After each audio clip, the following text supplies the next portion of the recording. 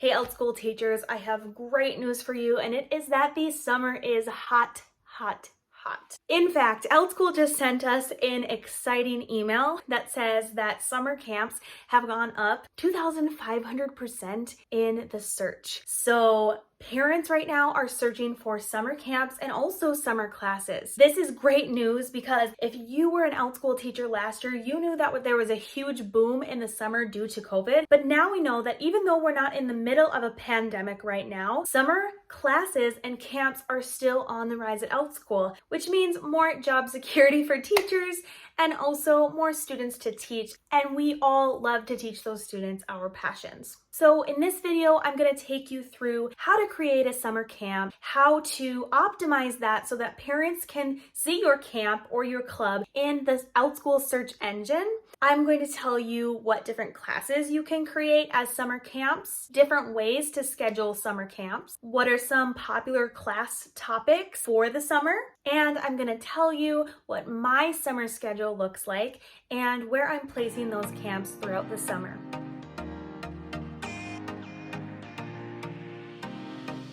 Hello, for anyone who is new, welcome to my channel. My name is Jenna Lee from liveeatteach.com, and I talk about all things online teaching, how to build your own business as an online teacherpreneur, and how to become your own boss. If you are interested in getting into the online teaching world, go ahead and email me at my email below, and I will be happy to help get you started. If you want to specifically work for Outschool, I can help you with that as well. Since I have gone through the hiring process and helped a lot of others with advice and tips along the way, I can give you insight on how to get hired and also how to get enrollments from students. If you have not yet done so, please click that subscribe button so that you can be notified every time I post a new video. Okay, so let's first talk about what a summer camp is. A summer camp is a multi-day class or an ongoing class that meets 2 or more times per week for a certain period of time. And camps are usually on a specific interest, passion, or hobby of students that they can do during the summer while they're not busy with other things. It's the perfect time for kids to have fun with other friends, getting better at something they already know how to do, keeping up with their academic learning so that they're not behind during the school year, or even trying a different hobby or passion. As a teacher, you can create a camp on classes that you already have done in the past, or you can create something completely new that is not even related to what you teach. And that might be helpful for some of you if you're looking to experiment with other avenues of class topics on Outschool. So let's talk about a little thing called search engine optimization. That is a big word, but it is not very complicated. This is just a strategy that a lot of YouTubers use and Outschool teachers use to get their classes to the top so that parents can see that class and find out if it's a good fit for their learner. So the first thing that you need to remember when you are making your Outschool class listing and posting it is that you need to make sure that you're either using the word camp or club. Outschool now has a little tab for camps, and all of these camps and clubs will show up underneath it. So you definitely want yours to be in that category. And the only way to get it in that category is actually to include that in your class listing title and also your parent and learner summaries. You also want to specify what type of camp it is. So for instance, I have a violin camp and it's for beginners. In order for parents to find that, I need to post in my title beginners and include violin and also that camp or club, because that's how parents are going to figure out what my class is so that they can book a class with me. Don't be afraid to make your title interesting and stand out, but make sure that even if you do that, to include those keywords that parents are going to be searching for. Of course, this can be utilized for all your classes, no matter if it's a camp or club, so I hope you find this advice to be helpful. There are also different ways to schedule your camps during the summer, and I've heard about a lot of these different schedule options from the wonderful online teacher Instagram community. Don't forget to follow me on Instagram and I'll post my details below. There is a wonderful community of online teachers on Instagram that just keeps you up to date with any company that you work for, and there's so much great advice and support for Outschool teachers. You can schedule your summer camp for as short or as long as possible, but keep in mind that summer camps need to be either multi-day or ongoing classes that meet at least 2 or more times per week.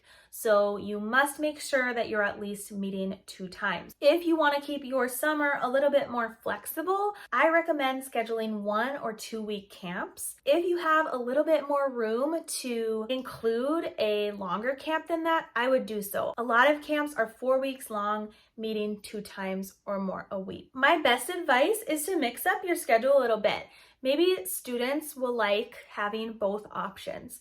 And if you can, using both of these options could give you an extra boost in enrollments this summer. According to that Outschool email that I talked about before, and I'll show you it now, some class topics that are on the rise and becoming more and more popular are acting, arts and crafts, reading, and gaming. So if you are one of those teachers that has those skills, or even if you're not, but you want to include one of those skills to pair with your current topics that you're teaching, then that would be a great idea to include in your summer camps. All right, now is the part where I tell you about my Outschool summer schedule, which I'm gonna be honest, it took me a couple days and about 4 hours to complete.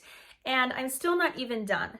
So right now I have a mix of one-time classes, ongoing classes, and all of my multi-day classes that I had before I have turned into camps. Currently, I have 1 violin camp set up for each month, but I am going to add another camp that is a shorter camp, about 1 or 2 weeks long, that's going to be for another topic that I teach, which is songs in American Sign Language, which I love teaching. If you are a parent and you would like to check out my class listings, I will include a link below so that you can check out what my summer camps are all about. For the summer, I'm actually including a lot more one-time classes than I would during the school year, because one-time classes seem to be a hit last summer, and I believe that they will also rise again this summer because of how flexible they are, and families are looking for flexibility during the summer. I also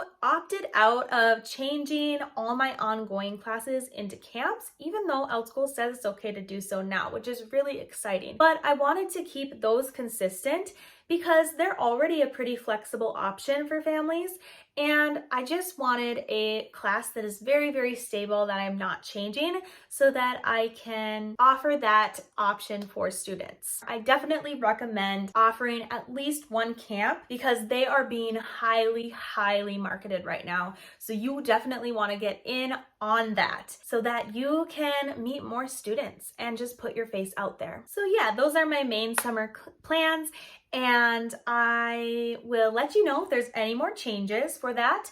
But if you have any additional questions about Outschool or summer camps or even summer classes and what's popular and what's not, you can comment below. And if you want a more detailed answer, then you can email me at my email, liveeatteach@gmail.com. I hope this helped you a little bit in getting started with your summer camp and classes planning on Outschool, and I will see you in the next video.